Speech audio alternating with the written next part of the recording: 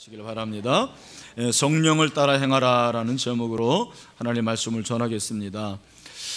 다음 세대 여름 행사가 이렇게 잘 맞춰져서 얼마나 감사한지 모르겠습니다. 제가 이번에 이제 영화부터 시작해서 각 부서에 가서 인사도 하고 또 이렇게 축복 기도도 하고 우리 친구들을 만날 수가 있었습니다. 참 감사한 것은 우리 다음 세대들이 예배를 잘 드린다라는 사실입니다. 너무 조용하게 드리고 또 집회에 임하는 태도도 좋고, 그리고 제가 또 이렇게 가서 인사를 하는데 박수를 그렇게 막 치는 거예요. 그래가지고 이야, 참 우리 장년들은 안 그러는데 우리 다음 세대들은 그렇구나라는 생각도 했는데, 제가 이제 감사하면서 한 가지 좀 살짝 염려가 된 것은, 이번에 그 다음 세대 주제가 뭐였냐면 와우 성령님이었어요. 와우 성령님. 근데 제 마음속에 이 친구들이 성령을 알까? 그런 질문을 했어요. 약간의 의구심이죠. 성령을 과연 얘네들이 알까? 성령을 얘네들이 이해를 할 수 있을까? 그런 생각을 해봤습니다. 왜냐하면 우리 다음 세대들이 지금 접하고 있는 이 문화라는 것은 극히 유물론적인 그러한 그 환경입니다. 여러분, 텔레비전에 나오는 그런 유명 인사들의 대담 프로그램이나 서로 이렇게 그 토크쇼를 한번 보시면 참 지식인들 아닙니까? 유명한 사람들이고 아는 것도 많고 말도 잘해요. 근데 그들의 말하는 그 가장 기저에는 뭐가 있냐면 진화론적인 생각이 아주 가득 차 있습니다. 그래서 영장류라고 하고 그냥 인간을 그냥 원숭이와 같은 그런 영장류 중에 하나라고 생각을 하는 거죠. 절대로 창조되었다고 얘기하지 않습니다. 그리고 진화되었다고 얘기를 하고 그냥 인간도 한 동물에 불과하다라고 얘기를 하는 거예요. 이 진화론은 여러분이 아시는 대로 유물론과 맥을 같이 합니다. 그래서 모든 근원이 물질이라는 것입니다. 물질로부터 나왔다고 얘기를 하는 것입니다. 여러분, 우리 시대의 이 환경이 극히 무신론적이고 또 이제는 뭐 하나님에 대해서 관심이 없는 불가리지론, 이런 환경에서 우리 다음 세대들이 자기도 모르는 사이에서 쇠뇌를 당하고 있는 거거든요. 근데 이런 환경에서 과연 살다가 교회 와서 성령을 말하는데 성령은 영 아닙니까? 보이지 않는 분 아닙니까? 잡히는 분이 아니에요. 만질 수 있는 분도 아니에요. 그런데 과연 우리 다음 세대들이 성령을 알 수가 있을까? 감사한 것은 우리 교역자들이 이렇게 설교하는 걸 제가 들어보니까 아이들이 잘 이해할 수 있도록 그렇게 설교를 하고, 비록 어리지만 우리 다음 세대들이 성령을 알고 성령을 믿게 된 줄로 믿습니다. 여러분, 그러면 여러분은 어떻습니까? 여러분 성령을 아십니까? 모르세요? 성령을 믿으세요? 아니, 모르는데 어떻게 또 성령을 믿어요? 참 신기합니다. 여러분, 성령이 여러분 안에 계십니까? 그러면 그 계시는 성령께서 역사도 하십니까? 역사라는 것은 일하시는 거죠. 성령께서 일하십니까? 오늘 본문에서 사도 바울이 성령을 따라 행하라 그렇게 말을 하고 있습니다. 지난 시간에 살펴본 대로 로마서 7장에서 사도 바울은 내가 누구인가를 우리에게 말해줬어요. 나는 갈등하는 나고 또 나는 그리고 곤고한 나라고 그랬습니다. 소망의 나입니다. 그런 내가 결국 한 줄기 빛을 통해서 내가 누구인지 알았고 내가 얼마나 대단한 존재를 깨달은 것이 바로 8장입니다. 그런데 그것을 가능하게 한 것이 무엇입니까? 바로 성령이에요. 성령께서 가능하게 했다라는 거예요. 1절에 보니까 그러므로 이제 그리스도 예수 안에 있는 자에게는 결코 정죄함이 없다 그렇게 말씀했고, 이는 그리스도 예수 안에 있는 생명의 성령의 법. 무슨 법이요? 생명의 성령의 법이 죄와 사망의 법에서 너를 해방하였음이니라. 아멘. 7장에서는 갈등하는 가운데서 주체가 나예요. 내가 계속해서 나오는 것입니다. 내가 23번 나오는데 성령은 단 한 번 나옵니다. 그런데 8장에 들어서 내 대신에 이제는 성령이 주체가 되는 것입니다. 그래서 성령이 19번 등장을 합니다. 그래서 이 로마서 8장을 성령장이라고 말해요. 성령장. 성령이 많이 등장한 것도 있지만 성령이 주체가 되는 거죠. 성령이 모든 것을 가능하게 하신다는 것입니다. 여러분, 로마서 8장을 한번 암송해 보시길 바랍니다. 성경 전체를 암송하는 분도 있는데 우리가 성경 한 장 정도는 암송해야 되지 않겠습니까? 그래서 제가 이제 몇 주 동안 로마서 8장을 강의할 텐데 여러분들이 성경을 암송할 수 있는 은혜가 있게 되기를 바랍니다. 나중에 이제 이 로마서 8장을 가지고 목장별로 암송 대회를 한번 할까라는 그런 생각도 해봅니다. 자, 1절에 보니까 그러므로 앞에 있는 내용 7장을 받으면서 이제 그리스도 예수 안에 있는 자에게는 결코 정죄함이 없다 그렇게 말하고 있습니다. 뭐가 없대요? 정죄함. 이 정죄함은 다른 말로 죄책감이에요. 더 이상 우리는 죄책감에 빠질 필요가 없습니다. 왜냐하면 예수 그리스도 안에 있기 때문입니다. 예수 그리스도 안에 있는 자에게는 정죄함이 없습니다. 죄책감도 없습니다. 죄에서 자유하게 되었습니다. 왜냐하면 그 이유가 2절 이는 그리스도 예수 안에 있는 생명의 성령의 법이 죄와 사망의 법에서 너를 해방하였음이라. 아멘. 그리스도 예수 안에 있는 생명의 성령의 법, 이것이 바로 복음인 줄로 믿습니다. 복음이 또 십자가가 죄와 사망의 법, 율법이죠. 율법에서 너를 해방하였음이라. 그렇습니다. 우리는 복음 안에서 자유하게 되었습니다. 우리는 예수의 십자가 안에서 자유하게 되었습니다. 그러므로 우리에게는 더 이상의 정죄가 없고 죄책감이 없습니다. 여러분, 복음이 어떻게 우리로 이렇게 율법으로부터 자유하게 했는지를 사도 바울은 구체적으로 말을 하고 있습니다. 3절 4절을 우리 같이 한번 읽어보겠습니다. 시작.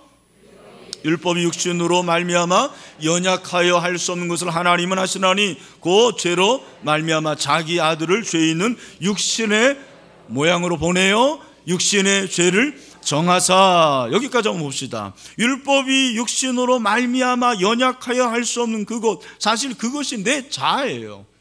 우리는 율법을 다 지킬 수가 없어요. 왜? 연약하기 때문에 그렇습니다. 몸이 약해서가 그러고 아니고 우리 자신이 그렇게 율법을 다 지킬 수 있는 강한 자가 아니기 때문입니다. 그런데 여기에 하나님이 개입하십니다. 할렐루야. 그래서 하나님이 어떻게 하십니까? 하나님이 죄로 말미암아 자기 아들을 죄 있는 육신의 모양으로 보내, 이게 성육신이죠. 예수 그리스도를 이 세상에 보내어 주셨습니다. 그리고 죄로 우리를 사해 주셨는데 어떻게 사해 주십니까? 여기 보니까 육신의 죄를 정했다고 그랬어요. 여러분, 예수님의 육신의 죄를 정했다는 말이 무슨 말입니까? 그 말은 예수님이 우리의 죄를 짊어지게 하셨다라는 거예요. 여기 정했다라는 것이 짊어진다라는 말이에요. 담당한다라는 말이에요. 예수님이 저와 여러분이 담당해야 될, 짊어져야 될 모든 죄를 다 십자가에서 짊어지셨습니다. 그리고 십자가의 죽으심으로 말미암아 어떤 역사가 있습니까? 여러분, 4절을 다 같이 시작. 육신을 따르지 않고 그 영을 따라 행하는 우리에게 뭐가 요구고? 율법의 요구가 어떻게 됐다고요? 이루어지게 하려 하심이니라. 아멘. 여러분, 이게 무슨 말입니까? 율법의 요구가 뭐예요? 율법의 요구는 이웃을 사랑하고 하나님을 사랑하는 것인데 이걸 할 수가 없는 거잖아요. 우리가 다 율법을 행할 수가 없어요. 그러나 예수님이 십자가에 죽으심으로 이 율법을 완성해 주셨습니다. 그래서 율법의 요구가 이루어지게 하신 거예요. 여러분, 이 예수 그리스도가 하신 일을 믿으십니까? 정말 예수님이 하신 일을 여러분이 믿으십니까? 그게 믿음이라는 것입니다. 여러분, 그렇게 예수님이 그 일을 하셨는데 이 구속의 역사를 우리가 어떻게 해야 돼요? 그것을 믿어야 되는데 그게 믿어지는 거예요. 이게 중요한 거예요. 믿어지는 것입니다. 내가 믿으려 하는 게 아닙니다. 어떻게 믿어집니까? 성령이 그것을 가능하게 하신 것입니다. 성령은 예수님이 우리를 위해서 해놓으신 모든 일이 가능하도록 하셨습니다. 할렐루야. 이게 성령이 하신 일이에요. 다시 한번, 성령은 예수님이 우리를 위해서 해놓으신 모든 일이 가능하게 하신 거예요. 여기 자막에 나오죠? 우리 한번 크게 읽읍시다. 시작. 성령은 예수님이 나를 위해서, 우리를 위해서 해놓으신 모든 일을 어떻게 해요? 가능하게 하시는 분. 할렐루야. 여러분, 성령이 가능하게 하십니다. 성령이 누구예요? 여러분, 성령은 구원을 가능하게 하시는 분이에요. 여러분, 예수님이 나의 죄를 위해서 죽으시고 3일 만에 부활하셨습니다. 할렐루야. 이것을 믿으면 구원을 받습니다. 근데 여러분, 이렇게 믿게 하는 분이 누구예요? 성령님이에요. 성령님이 아니면 내가 믿어지지가 않아요. 믿을 수가 없는 것입니다. 그래서 사도 바울은 고린도서 12장 3절에서 아주 중요한 말씀을 하고 있습니다. 뭐라고 그럽니까? 다 같이 시작.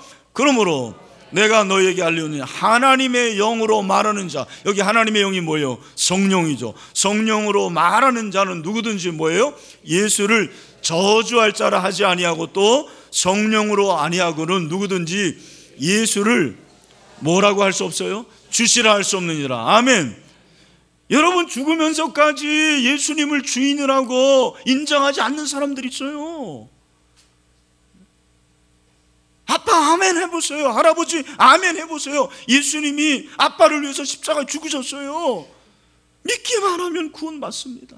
아멘 해보세요. 그까지 안 하는 사람들이 있어요. 여러분, 성령이 하시는 것입니다. 성령이 하시는 거예요. 구원은 성령이 하시는 일입니다. 여러분, 성령은 불가능을 가능하게 하시는 분이십니다. 성령은 할 수 없는 일을 하게 하시는 분입니다. 내가 사랑할 수 없는데 사랑하게 하시는 분이 성령님이십니다. 오늘 이 시간에 예배하게 하시는 분도 성령님이십니다. 성령이 아니고선 할 수가 없는 거예요. 내 힘으로 할 수가 없는 것입니다. 그래서 일찍이 스가랴는 스가랴 4장 6절에서 뭐라고 고백을 합니까? 다 같이 시작. 그가 대답하여 이르되 여호와께서 스룹바벨에게 하신 말씀이 이러하니라. 만군의 여호와께서 말씀하시되 이는 모두 안 돼요. 힘으로 되지 아니하며 능력으로 되지 않으며 오직 나의 영으로 되느니라. 아멘. 여러분, 성령으로 되는 것입니다. 내 힘으로 되는 게 아닙니다. 오늘도 아멘 하는 거, 여러분 아무리 아멘 하고 싶어도 못하는 사람들이 있어요. 성령으로 아멘 하는 것입니다. 여러분, 찬양할 때 이 손 드는 게 내 힘으로 되는 것 같습니까? 천만에요. 성령이 하시는 일입니다. 여러분, 성령은 전능하신 분입니다. 능하게 하시는 분이에요. 그래서 여러분, 오늘 본문에서 사도 바울이 말하는 것이 무엇이냐면 성령을 따라 행하라, 그렇게 말하는 거예요. 4절에 육신을 따르지 않고 그 영을 따라 행하는 우리에게 율법의 요구가 이루어지게 하려 하심이니라. 아멘. 여러분, 성령을 따라 행하시길 바랍니다. 여러분, 성령을 따라 행하는 게 뭐예요? 성령은 모든 것을 능하게 하신 분이라고 그랬습니다. 그러면 따라라는 것은 무엇입니까? 여러분, 여기 따라라는 것이 무엇이냐면 이것은 전치사예요. 헬라어로 전치사는 이것은 어떤 의미냐면 그 다음에 나오는 단어가 기준이 되는 거예요. 그러니까 육신을 따른다는 것은 육신이 내 인생의 기준이에요. 성령을 따르는 사람은 성령이 내 인생의 기준이에요. 여러분의 인생의 기준이 무엇입니까? 육신을 따른다는 것은 이 육신이 무엇입니까? 존 사토 목사님은 이 육신이 죄의 지배를 받는 자라고 그랬어요. 저는 부패한 본성, 인간의 본성이 자아라고 생각을 해요. 그것이 바로 육신이에요. 육신을 따르는 인생이 있어요. 육신이 내 기준이에요. 그래서 모든 것이 육신이에요. 육신이 내 인생의 목표고, 육신을 통해서 나는 즐거워하고, 육신을 통해서 내 인생의 목표가 다 달성이 되는 사람이 있습니다. 그러나 성령이 기준이 되는 사람이 있습니다. 성령이 기준, 성령의 표준, 성령이 나의 목적이 되는 것입니다. 여러분, 성령을 따라라 할 때 이 따라하는 것은 기준이 되는 거예요. 그러면 행하는 것이 무엇입니까? 여러분, 우리는 행한다라는 것을 무엇을 행하는 행동으로 생각하기 쉽습니다. 그러나 오늘 본문을 보면 이 행한다라는 단어는 그런 단어가 아니에요. 여기 행한다라는 것은 그 헬라어 단어가 어떤 단어냐면 걷다라는 게 걷다. 여러분, 사도 바울이 성령을 따라 행한다고 그랬는데 왜 행하는 것을 걸으라고 걷다라는 단어로 표현을 했을까요? 아주 재미있는 흥미로운 질문입니다. 여러분, 성경에서 이 행한다라는 것은 항상 아니지만 대부분 걷다라는 걸로 그렇게 표현을 합니다. 그런 의미가 담겨져 있어요. 대표적으로서 미가서 6장 8절 구약에 있는 말씀이죠. 우리 다 같이 한번 읽읍시다. 시작. 사람아, 주께서 선한 것이 무엇임을 내게 보이셨나니 여호와께서 내게 구하시는 것은 오직 정의를 행하며 인자를 사랑하며 겸손하게 내 하나님과 함께 행하는 것 아니냐. 여기 하나님과 함께 행한다고 그랬을 때 이 행하는 것이 무엇이냐면 바로 하나님과 함께 걷는 것이라고 그래요. 하나님이 요구하시는 것은 저와 여러분이 하나님과 함께 걷는 거예요. 하나님과 동행하고 하나님과 교제하는 것입니다. 또한 신약성경의 요한일서에 보면 1장 6절 7절에서도 우리에게 말씀하신 것이 무엇입니까? 다 같이 읽어보시다. 시작. 만일 우리가 하나님과 사귐이 있다 하고 어두움에 행하면 거짓말을 하고 진리를 행하지 아니하거니와 그가 빛 가운데 계신 것 같이 우리도 빛 가운데 행하면 우리가 서로 사귐이 있고 그 아들 예수의 피가 우리를 모든 죄에서 깨끗하게 하실 것이요. 아멘. 여러분, 여기서 보면 빛 가운데 행한대요. 그 빛 가운데 행한다는 것은 빛 가운데서 걷는 것을 말하는 거예요. 주님과 함께 걷는 것을 의미합니다. 무엇을 하는 게 아니에요. 성령을 따라 행한다는 것은 아주 간단해요. 성령 안에서 성령과 함께 걷는 것이 바로 성령과 함께 행하는 것입니다. 여러분, 이렇게 되기를 축원합니다. 여러분, 이것은 마치 부부와 같아요. 오늘도 이렇게 부부가 함께 예배하는 분들이 있는데 여러분, 부부가 어떤 존재입니까? 부부는요, 제가 생각하기에는 영원한 친구예요. 소울메이트예요. 소울메이트. 끝까지 나와 함께 인생을 가는 사람이 바로 부부예요. 자식이 아닙니다. 여러분, 오해하지 마세요. 착각하지 마세요. 이번 주에 저희 그 지민이가 방학을 맞이해서 이제 친구를 만나고 조금 늦는다고 전화가 왔어요. 그래서 제 아내가 전화를 받고 그래, 너무 늦지 말고 들어와라, 그렇게 전화를 끊었어요. 끊은 다음에 자기 혼자 중얼거리는 거예요. 야, 지민이는 좋겠다. 친구가 많아서. 나는 친구가 한 명밖에 없는데. 그래서 아유, 당신 친구 많은데 왜 그래요? 근데 그 한 사람 친구가 누구예요? 그랬더니 제 아내가 당신이지요, 그렇게 얘기를 하는 거예요. 제가 기분이 좋더라고요. 그렇다고 그래서 여러분, 제 아내가 뭐 친구가 한 명밖에 없다고 불쌍하게 여기지는 마시고. 여러분, 부부라는 것은 뭘 해서가 아니에요. 뭘 해서 행복합니까? 여행을 가서 행복하고 여행 안 가면은 행복하지 않아요? 여러분, 여행 못 간다고 그래서 여러분의 남편을 이렇게 바가지 긁지 마세요. 그렇죠. 여러분, 여행 못 가도 방에서 수박 쪼개놓고 한 조각 먹으면 되는 거예요. 그러면 행복한 거예요. 우리가 언제 그렇게 뭐 여행 가고 막 그랬습니까? 여러분, 친구, 부부 함께 걷는 거예요. 신앙이 무엇입니까? 신앙이라는 것은 성령 안에 내가 거하고 성령과 함께 동행하는 것, 걷는 것이 바로 신앙입니다. 성령을 따라 행하는 것이 여러분이 뭐 성령 집회 참석해가지고 성령의 은사 받고 여러분들이 뭘 하고 그게 중요한 게 아니에요. 그런 차원이 아닙니다. 여러분이 삶 속에서 날마다 성령 안에 거하시면 되는 것입니다. 성령과 함께 걷는 거예요. 성령과 대화하는 것입니다. 성령은 여러분을 인식하는 거예요. 성령님과 친밀하게 지내는 것입니다. 그런 의미에서 여러분, 성령을 따라 행하는 것은 행위론적이 아니에요. 잘 들어야 됩니다. 존재론적이에요. 저는 그런 면에서 오늘 이 본문이 우리에게 참 중요하고 한국교회 중요하다고 생각해요. 왜냐하면 여러분, 우리가 지금 한국교회 성도들이 제대로 살지 못하니까 행위를 강조하고 행위를 지나치게 강조하다 보니까 마치 우리 이 개혁교회가 행위 구원인 것처럼 그렇게 생각하는 사람들이 있어요. 물론 우리가 행위가 중요하죠. 착한 행실을 가져야 됩니다. 그러나 여러분, 우리가 행위로 구원받는 게 아닙니다. 우리가 얼마나 착해서 구원받을 수 있겠습니까? 얼마나 잘해야지 구원받겠습니까? 그런 게 아닙니다. 우리는 구원받았기 때문에 착하게 살아야 되는 자들입니다. 이게 존재론적인 구원이에요. 저는 성령도 마찬가지로 생각해요. 우리가 얼마나 거룩하게 살아야지 성도가 되는 거예요. 우리가 얼마나 윤리적이 돼야지 거룩한 성도입니까? 저와 여러분이 거룩해서 성도라고 그런 게 아니에요. 그냥 거룩하다고 그렇게 칭해 주셨습니다. 그러므로 우리는 거룩하게 살아가야 되는 자들이에요. 거룩함에 마땅한 삶이 있어야 되는 것입니다. 이게 존재론적인 거룩이에요.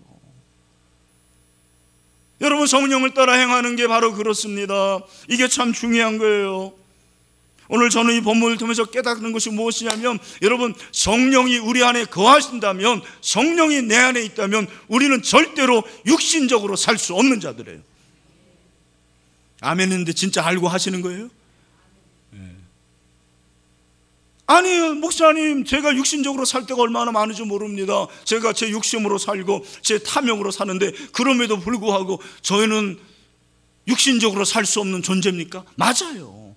행위론적으로 보면 나는 육신적으로 살아요. 그러나 존재론적으로 성령이 내 안에 거하기 때문에 내 안에 거하는 성령으로 말미암아 우리는 육신적으로 절대 살 수 없는 자들입니다. 우리가 뭐 하면 되는 거예요? 성령 안에 거하면 됩니다. 성령 안에 붙어 있으면 됩니다. 이것이 복음이에요. 복음. 할렐루야. 우리가 이렇게 살지 못할 때가 있는 것입니다. 그래서 오늘 사도 바울이 말하는 것은 무엇이냐면, 너희가 육신을 따르지 말고 성령을 따르고, 육신을 따르지 않으려면 성령의 생각을 하라는 것입니다. 오늘 5절입니다. 에어컨을 좀 켜주세요. 5절 말씀 다 같이 읽겠습니다. 시작. 육신을 따르는 자는 육신의 일을, 영을 따르는 자는 영의 일을 생각하나니. 아멘. 여기 보니까 육신을 따르는 자는 육신의 일을, 영을 따르는 자는 영의 일을 생각하나니. 여러분, 육신을 따르는 사람은 항상 육신의 생각을 하는 거예요. 육신이 기준이 되는 사람은 생각이 항상 육신적인 거예요. 자기의 욕심과 자기의 욕망과 그리고 세상적인 것만 추구하는 것입니다. 그러나 성령을 따르는 자는 성령의 일을 생각하는 거죠. 그 생각을 보면 알아요. 왜? 여러분, 행동은 생각의 결과예요. 오늘 여러분들의 생각이 여러분의 예배의 자세입니다. 여러분이 세상에서의 삶이 여러분의 생각이에요. 내가 말하는 것도 내 생각입니다, 사실은. 그래서 생각이 중요한 거예요. 여러분, 여기서 생각이라는 것이 무엇이냐에 대해서 제가 주석을 보니까 엄청나게 많은 그러한 해석이 많아요. 어떤 사람은 가치다, 욕망이다, 목적이다, 마음에 고정된 사고방식이다, 세상적 태도다, 엄청나게 많아요. 뭘 말하는 거예요? 어렵다라는 거예요. 이 생각이 뭐냐? 성령의 생각이 뭡니까? 어렵다라는 거예요. 다 맞는 얘기예요. 저는 성령의 생각이라는 것은, 여기서 이 생각이라는 것이 무엇이냐면 내 삶의 스타일인 것 같아요. 여러분의 헤어스타일이 사실 여러분의 생각이에요. 여러분이 옷 입는 거, 그 스타일이 여러분입니다. 내가 여러분 선을 보고 연애할 때 내 타입이다, 내 스타일이다 그러면은 마음에 드는 거예요. 그래서 그런 영어는 그런 표현이 있잖아. 그죠? 내 스타일이다, 스타일이 아니다. 그렇게 말하잖아요. 중요한 것입니다. 내가 정말 내 삶의 스타일이 어떠냐라는 거예요. 그것이 성령의 일을 하는 것과 육신의 일을 하는 것으로 그렇게 갈려지는 것입니다. 여러분 한번 생각해 보세요. 내 생각이 지금 어디에 가 있습니까? 여러분의 삶의 스타일이 성령을 추구합니까? 정말 주의 일을 추구합니까? 하나님의 나라를 추구합니까? 그 사람은 성령을 따라 행하는 사람이에요. 왜? 성령의 생각을 하니까. 그러나 늘 아침에 일어날 때부터 그리고 깨는 순간마다 모든 순간순간 세상의 일, 걱정, 염려, 그리고 욕심, 탐욕 이런 것으로만 점철되어 있다면 그 사람은 바로 육신의 사람이에요. 성령이 없는 건 하나요. 성령이 있죠. 그러나 그 사람은 육신적인 사람이에요. 성령의 사람이 아니라는 것입니다. 사랑하는 성도 여러분, 여러분은 어떤 사람입니까? 육신의 사람입니까? 성령의 사람입니까? 성령을 따릅니까? 육신을 따릅니까? 성령의 생각을 갖습니까? 육신의 생각을 갖습니까? 오늘 시간 성령을 따라 행하는 여러분이 되기를 주님의 이름으로 축원합니다. 여러분, 내가 성령의 생각을 하면 그 결과가 어떻고 육신의 생각을 하면 그 결과가 무엇입니까? 6절에 보니까 육신의 생각은 사망이요 영의 생각은 생명과 평안이라고 했어요. 여러분이 어떤 생각하는 거, 말하는 거, 여러분의 행동이 생명과 평안을 얻는다면 그것은 성령을 따르는 거예요. 그러나 여러분이 무엇을 생각하고 말하고 여러분이 행동하는 것이 사망이다. 이 사망이라는 것은 하나님과의 분리예요. 하나님과 분리되는 것이면 그것은 다 영의 일이라는 것입니다. 여러분, 육신의 생각은 7절에 보니까 하나님과 원수가 된다고 그랬어요. 그리고 하나님의 법에 굴복하지 않고 할 수도 없다고 그랬어요. 무엇보다도 하나님을 기쁘게 할 수 없다고 그랬죠. 우리 8절 말씀을 다 같이 시작. 육신에 있는 자들은 하나님을 기쁘시게 할 수 없느니라. 아멘. 여러분, 성령의 생각을 하는 사람들은 성령을 기쁘시게 합니다. 하나님을 기쁘시게 합니다. 여러분, 하나님을 기쁘시게 하는 삶을 살아가고 있습니까? 그래서 여러분들이 하루를 살면서, 일주일을 살면서 내가 성령을 따라 행하는지 육신을 따라 행하는지를 여러분의 생각을 통해서 알 수가 있어요. 어떤 생각을 해야 되느냐? 저는 세 가지로 적용을 하고 싶어요. 첫 번째, 하나님을 기쁘시게 하기를 바랍니다. 두 번째는 이웃을 행복하게 하세요. 세 번째는 자아를 경건하게 하세요. 이 세 가지의 첫 자를 따서 하이나라고 한번 해보세요. 한번 따라합시다. 하이나. 하나님을 어떻게 해요? 기쁘시게. 이웃을 행복하게. 나를 어떻게? 경건하게. 여러분이 큐티하면서 적용이 어려운데 적용도 이 세 가지로 하면 돼요. 내가 이 말씀을 통해서 하나님을 기쁘시게 하는 일이 뭔가? 내가 이웃을 행복하게 하는 일이 뭔가? 나를 경건하게 하는 것이 무엇인가? 이 세 가지를 질문해 보세요. 그러면 이 질문에 여러분들이 답을 하고 그대로 살아가는 게 적용이에요. 저는 이게 굉장히 중요하다고 생각해요. 여러분, 하나님을 기쁘시게 하는 것이 우리 인생의 목적이죠. 왜? 그런즉 너희가 먹든지 마시든지 무엇을 하든지 다 하나님의 영광을 위해서 하라고 그랬습니다. 여러분, 우리는 무슨 일을 하든지 하나님께 영광을 돌리는 자들입니다. 예배도 하나님 앞에 영광을 올려드리는 것입니다. 하나님을 기쁘시게 하는 게 예배의 목적이에요. 내가 은혜 받는 것도 중요하지만 은혜 받는 것보다도 먼저가 하나님을 기쁘시게 하는 것입니다. 여러분이 일하는 것도 돈을 많이 벌고 여러분이 성공하고 지위에 더 올라가는 것도 있지만 하나님을 기쁘시게 하기 위해서 일하는 것입니다. 여러분, 우리의 가정생활도 하나님을 기쁘게 하기 위해서 하는 거예요. 그렇다면 여러분, 모든 일을 하나님을 기쁘시게 하는 것입니다. 여러분, 하나님이 언제 제일 기뻐하실까? 저는 하나님께 감사할 때 하나님이 기뻐하신다고 저는 믿습니다. 늘 감사하는 거죠. 그래서 영국의 크로멜 교회에 다음과 같은 글귀가 쓰여져 있다고 그래요. 생각을 이기고 감사하라. 생각을 이기고 감사하라. 우리의 생각은 사망의 생각, 우리의 생각은 세상적인 생각, 불평한 그렇게 또 마음에 여러 가지 나쁜 생각이 있지만 그것을 이기고 감사하라는 것입니다. 여러분, 감사할 때 하나님께서 기뻐하실 줄로 믿습니다. 제가 아는 목사님 중에 이 독일에서 목회를 하시는 분이 있는데, 그분이 어느 날 교차로에서 교통사고를 당했어요. 그런데 교통사고를 당하니까 제일 먼저 달려오는 게 경찰차인데, 그 경찰이 생각하는 건 뭐냐면 이 사고가 누구 잘못이냐라는 것이에요.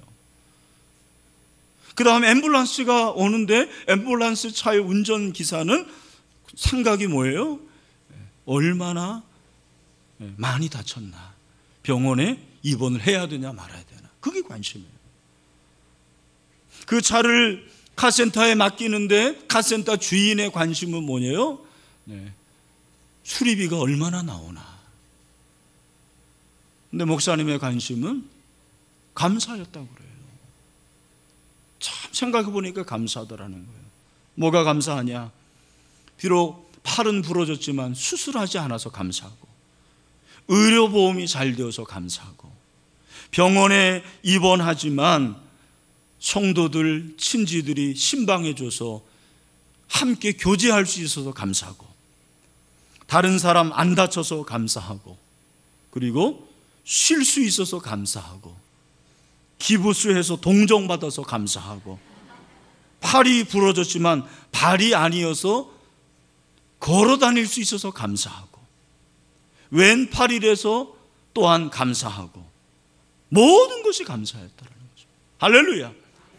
감사를 못하는 것은 감사할 제목이 없어서가 아니라 감사하는 생각을 못하는 거예요. 오늘 이 시간 우리가 얼마나 감사합니까? 살아있는 것이 감사합니다. 숨 쉬고 있는 것이 감사합니다. 이 자리에 있는 것이 감사합니다. 감사로 하나님을 기쁘시게 하는 여러분이 되시기를 바랍니다. 그것이 성령의 생각입니다. 성령을 따라 행하는 것입니다. 또한 이웃에 대해서는 행복하게 만드세요. 여러분, 제가 지금까지 산 인생의 결론 중에 하나는, 내가 존재하는 나는 다른 사람의 도움을 받아서 여기 있다라는 거예요.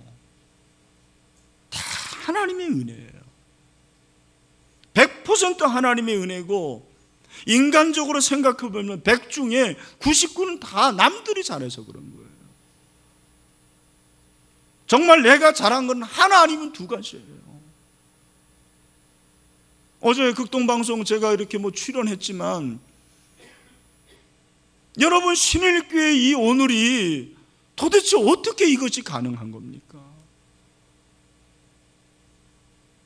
제가 열심히 하고 목회한 것도 있어요. 그러나 나 혼자 했다고 하면 오늘 이 모습이 됐겠습니까? 얼마나 많은 사람들이 땀 흘리고 수고한 거예요. 우리 장로님들, 우리 교역자들, 우리 권사님들, 모든 사람들이 다 도와줘서 오늘날 신일교회가 있고, 그리고 오늘 저의 목회가 있는 거 아닙니까? 여러분, 그런 의미에서 우리는 내가 그렇게 받은 것처럼 다른 사람에게 줘야 되는 의무가 있는 줄로 믿습니다. 잘 되게 해야 돼요. 예수 믿는 사람이 옆에 있는 사람을 사망을 갖게 주면 안 되죠. 망하게 하면 안 되죠. 힘들게 하면 안 되죠. 해롭게 하면 안 되죠.